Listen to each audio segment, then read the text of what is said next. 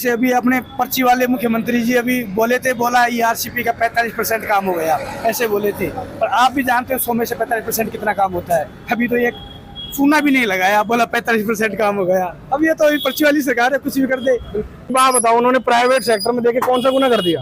रोजगार तो मिल ही रहा है भाई, रोजगार तो मिल ही रहा है। गरीब आदमियों को तो रोजगार मिल रहा है, तो सभी के लिए तो रोजगार मिल ही रहा है। मोदी तो ये कह रहे हैं कि हमें एक एक छोटे कार्यकर्ता को भी ऊंचे स्तर पर पहुंचा रहे हैं, तो इसमें आपको गलती का है। मोदी जी क्या फेंकने का काम करते हैं?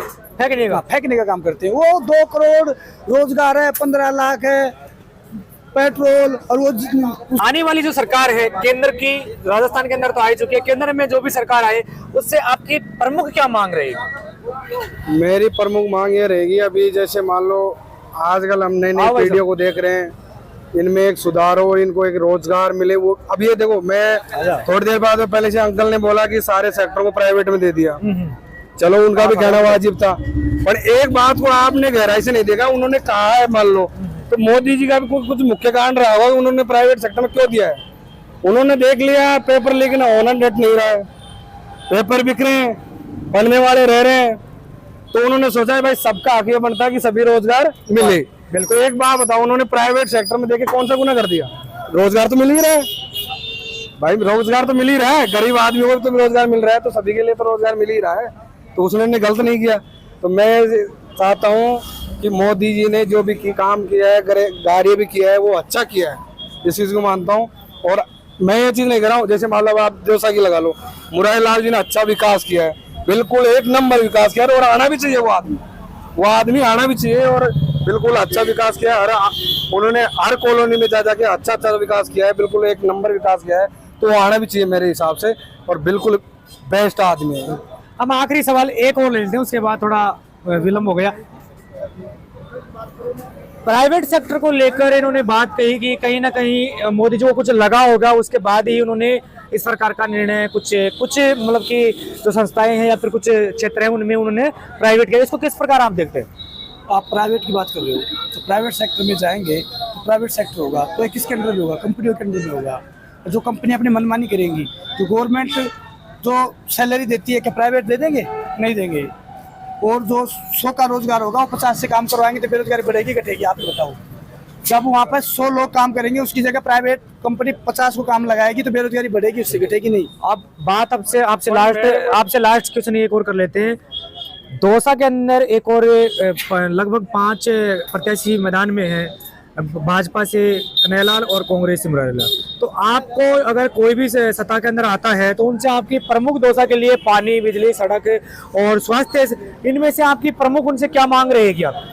देखो, जैसे अभी अपने पर्ची वाले मुख्यमंत्री जी अभी बोले थे, बोला ईआरसीपी का 45% काम हो गया, ऐसे बोले थे। पर आप भी जानते हो 100 में से 45% कितना काम होता है। अभी तो एक चूना भी नहीं लगाया, बोला 45% काम हो गया। अब ये तो अभी पर्ची वाली सरकार है, कुछ भी कर दे।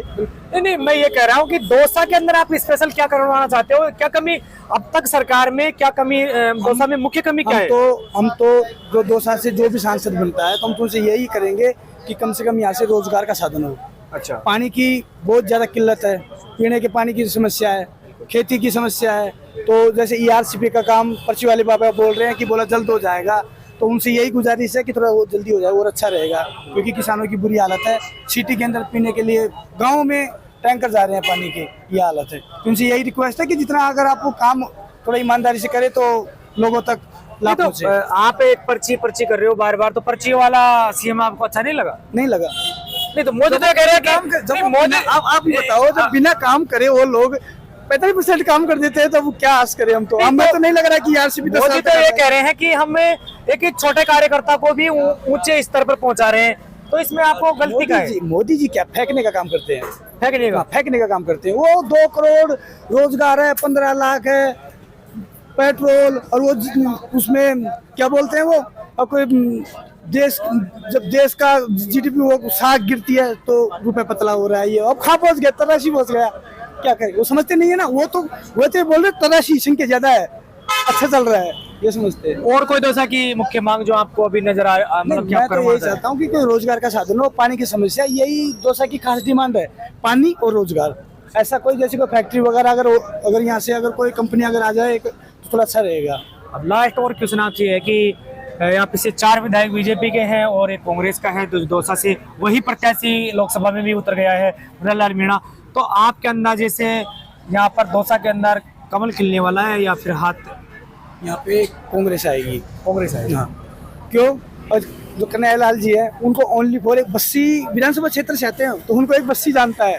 मुन्नालाल जी को पूरी विधानसभा जानती है। 8 विधानसभा है। ऐसे तो कन्हैयालाल जी भी लगातार 4 बार विधायक रह चुके हैं, तो कहीं ना कहीं आप तो उनका भी है। इतनी देर से अगर आप पूछो मुन्नालाल जी के बारे में तो हर कोई बता देगा कि उन्होंने काम किया है। हम इनसे लास्ट और सवाल कर लेते हैं, अगर सरकार जो भी आए, आपकी प्रमुख मांग है दौसा के लिए क्या रह पाएगी? एक तो हमारी मांग ये रह पाएगी दौसा में पानी आए, एक तो हाँ हाँ, और चिकित्सा जो सेवाएं हैं वो विस्तार से बढ़े और अच्छी सेवा मिले, क्योंकि लोग वाग सबसे ज़्यादा परेशान है पानी और चिकित्सा से। बिल्कुल। क्योंकि गरीब जो आदमी है ना वो भी एक बीमारी से जूझ रहे हैं, उनको बढ़िया उपचार नहीं मिल पा रहा। आप गवर्नमेंट हॉस्पिटल में चल जाओ, ओपीडी की लाइनें लगी रहती हैं। दूसरी बात, उनको दवाइयाँ टाइम से नहीं मिल पाती, और जब दवाई लेने की लाइन लगती है तो इतने में टाइम हो जाता है, डॉक्टर साहब चले जाते हैं, कोई छुट्टी में रहते हैं, कोई कहीं चले जाता है, तो उनको सुविधाएं नहीं मिल पा रही। तो मैं सभी से हाथ जोड़ के निवेदन करता हूँ, सभी सरकार, कोई सी भी सरकार बनो, वो मैं चाहता हूँ कि पानी की सुविधा और मेडिकल डिपार्टमेंट की सुविधा अच्छी हो, जो लोग वहाँ सही जीवन जी पाए और बढ़िया तरीके से रह पाए। यही मेरा कहना है और कुछ नहीं। तो हमने दौसा की जनता का मन टटोला जाना, इनके अंदर दिल तक पहुंचे और इनसे बातों के माध्यम से समझे। कहीं ना कहीं मोदी सरकार से भी लोग नाराज है और कांग्रेस से भी नाराज है, विकास को लेकर भी कहीं नाराज है, तो जो धर्म की राजनीति है इसको भी लेकर भी लोग नाराज है। परंतु लोगों का लगभग मानना ये है कि भाई राजस्थान के अंदर जैसे मान लो कितनी भी सीटें कांग्रेस निकाले या बीजेपी निकाले, पर केंद्र में सभी के मन से जाना कि लगभग मोदी का बनना तय है, ये जनता के दिल के अंदर है। और कहीं ना कहीं हमने ये पानी और बिजली, सड़क, चिकित्सा की सेवाएं भी मतलब कि समस्याएं उभर कर आई, और सबसे ज्यादा दौसा के अंदर हमने पानी की और रोजगार की बात हमें यहाँ पर निकल के सामने आई कि रोजगार और पानी के मतलब यहाँ नहीं मिल पा रहा है।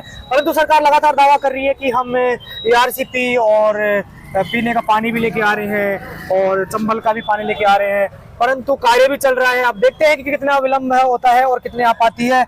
अब जितना मोदी के 10 साल पूरे किए, अब अगर मोदी ने 10 साल में कितनी गारंटी दी है, कितनी योजनाएं दी है, अगर उनका 2024 में कितना आने वाले चुनावों में कितना असर दिखता है नहीं दिखता है, ये देखने का विषय है।